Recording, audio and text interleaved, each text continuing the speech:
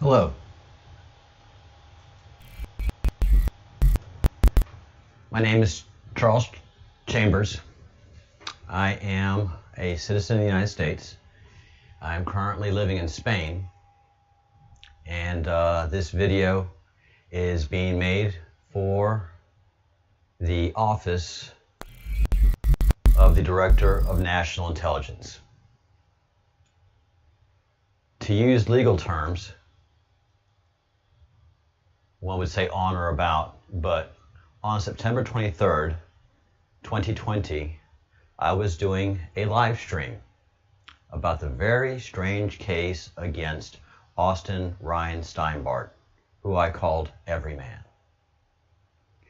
And I was going pretty hard on the system, FBI, DOJ, CIA, and I have been going very hard on the CIA for the last several weeks because I really do feel, as a citizen of the United States, and much of the information that I'm seeing through Q drops, that quite frankly, it looks like the CIA has been working against the interests of the American people and working on their own interests. And so I have been pointing this out, and I got somebody's attention. At around 20 minutes into my live stream, the CIA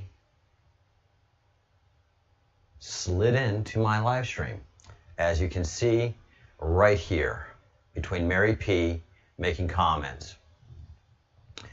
Someone with the CIA shield letters made a simple hello statement and went no further in the conversation.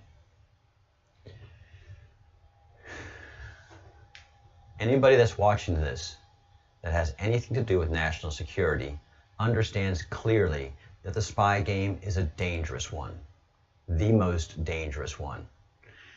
That's why I've titled this video, I am putting myself in danger. And I know I am. I am messing with something far, far, far bigger than me, with much, much, much greater resources and not afraid to use them. Unfortunately, it takes a martyr to make a difference, to get the attention of people. And that's what I'm doing.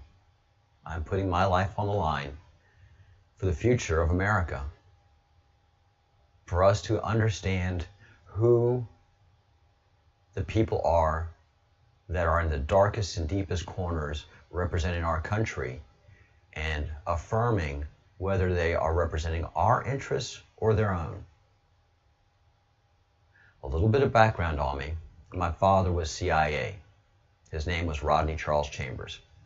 I'm going to do a FOIA request on him shortly after this video. And I want all information that the DNI can provide for my father in his service as a CIA agent, what happened to him, all the records on him, and on my family. Because you guys put my family and me in grave danger. Ultimately, the CIA wanted my father off the books. You see, my father is from Dennis Springs, Louisiana. Very rural town at that time. Very country. But he was very large. He was a semi-successful football player in high school, but he wasn't good enough for college. And my dad wasn't terribly well versed in the books. He was a jock. He was a big guy. He was a strong guy.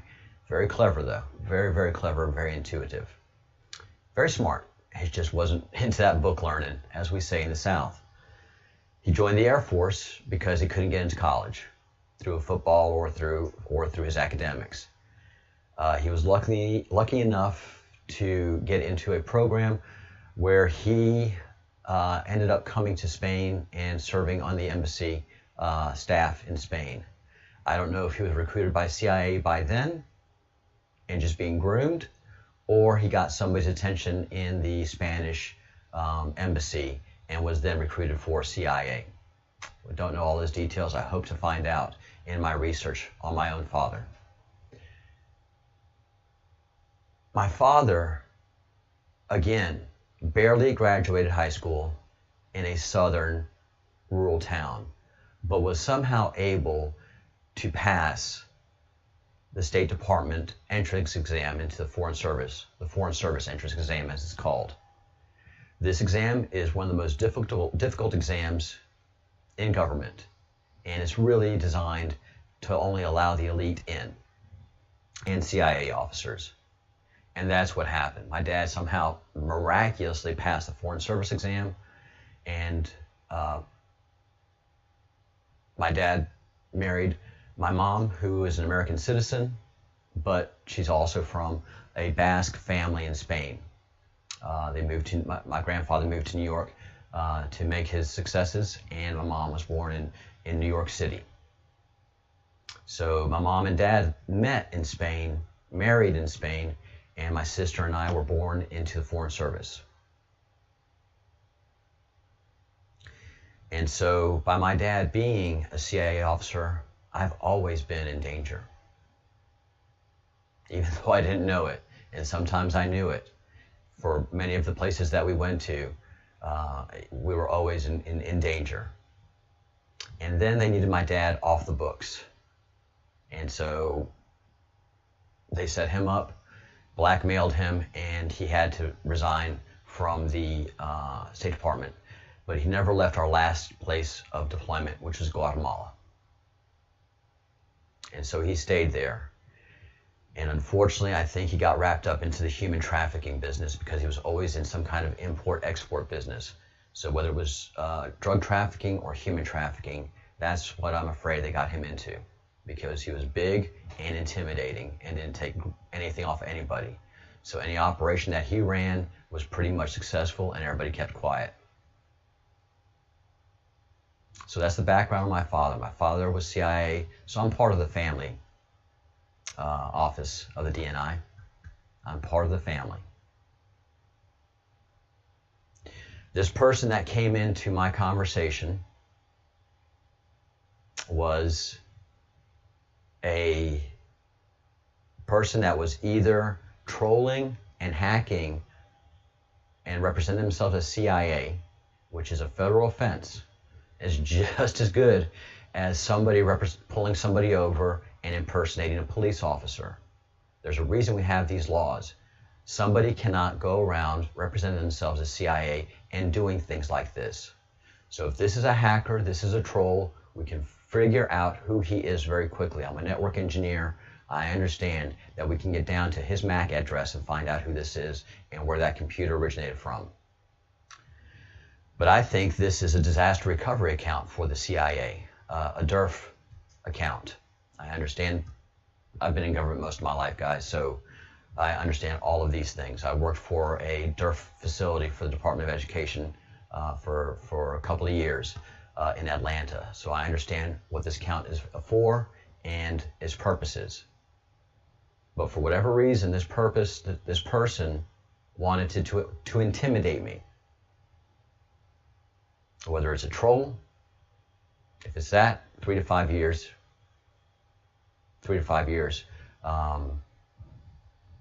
imprisonment.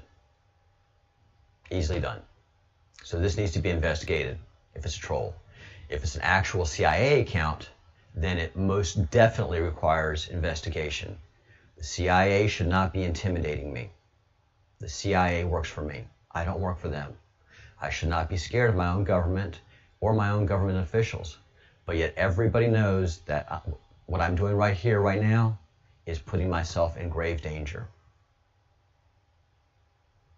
So I'm going to call you, and I'm going to send you this video with a link to the video in YouTube, demanding an investigation.